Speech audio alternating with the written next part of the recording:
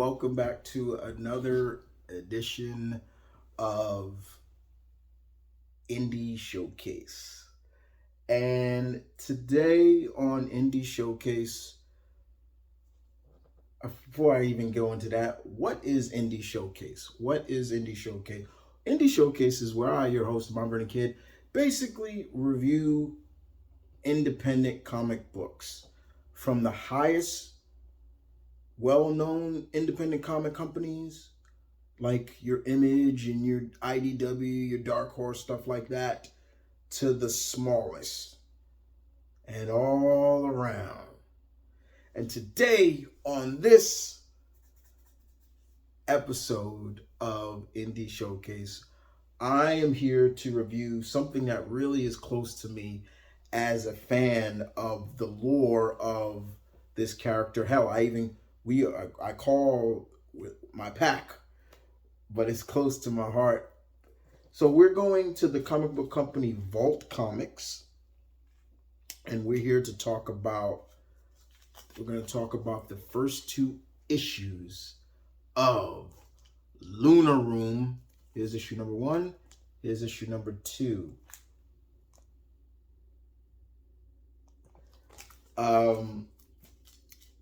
It is written by, I want to make sure I get the names right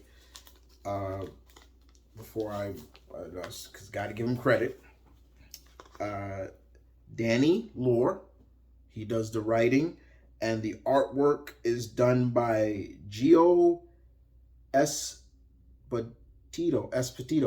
don't know if I'm saying it. If I butcher the names, I apologize. And so, what is Lunar Room about? What is this series about? Well, it's a little bit of a lot of things. It's got fantasy. It's got, I guess, tech, gangsters, mages. It's a little bit of everything. But the center of the story is around this character right here, Cynthia Sin Breaker. Hold on. There we go. Yeah. Make sure I turn this off. There you go. Cynthia Sinbreaker, who at one point was a lot of things, including a werewolf. She was a werewolf. She was a muscle for some powerful people, but all that has changed now. She's not really a werewolf no more. I don't know how. It's not really explained yet of how she lost her ability to not change into a werewolf. I think she was cursed or so. But as I've been once a werewolf, you're always a werewolf until you are killed. That's about it. Depending on who kills you, because werewolves are nearly invulnerable to certain things. I'm a werewolf lover. So anything that deals with werewolf, guys, I'm going to be involved in it. I'm more of a werewolf fan than a vampire fan. I've always have been. But she is still in between her former life, as well as getting over her former lover. And I believe her lover is a vampire, I think. She kind of looks like one. But Cynthia Sin, as she's called, we see her, and she's taking jobs, protecting some people, taking jobs. Like she was in the first issue. I can kind of show you. She's fighting a banshee.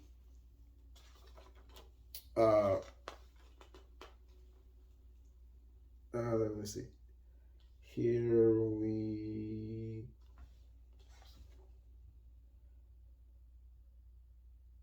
we go. She's fighting a banshee. It's really interesting. I thought that was really cool. I'm like, oh, she's fighting a banshee. And she talks about her old bosses and everything like that. But she can't tap into her wolf, that inner wolf in her. She can't tap into her lycanthropy powers. But she still has somewhat of some senses, like her sense of hearing, her smell, but they've kind of been diluted because of she can't really tap into it. Enter Zach Zero, a young mage who is looking for his own destiny in a sense, and he wants protection, and he's willing to pay uh, pay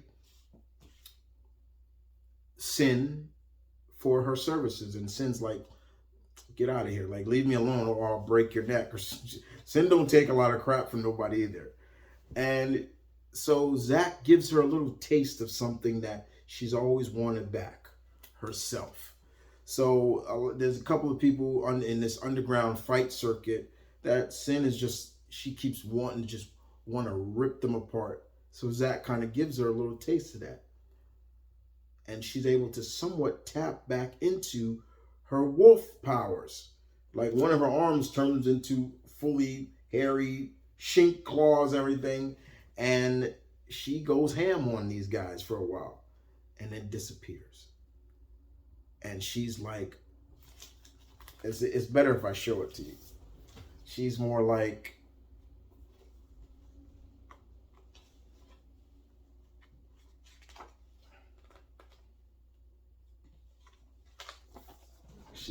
give me back my wolf. Like, give it back. You know, so it gets really cool.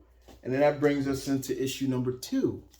And issue number 2, Sin is with Zach, and she's just clearly just like, how did that happen? How did it work? She's trying to make it come out like, why is it not working? She wants it back. She wants to be what she truly is. And in some ways, Zach says, I'll give it to you, but you have to help me. So a price for your services, you'll get your reward. Now, little do they know that there are other people behind, other people are looking for what Zach is interested in. And if they don't get it, it's going to, they're going to get nitty and gritty. And what makes it even worse is that Sin's former girl or lover is revolving around it. Here you go. That's Sin's lover right there. The black and white haired girl, which I believe is a vampire. I think she's a vampire. And she is very much looking for Sin. More importantly, we get to see who she works for.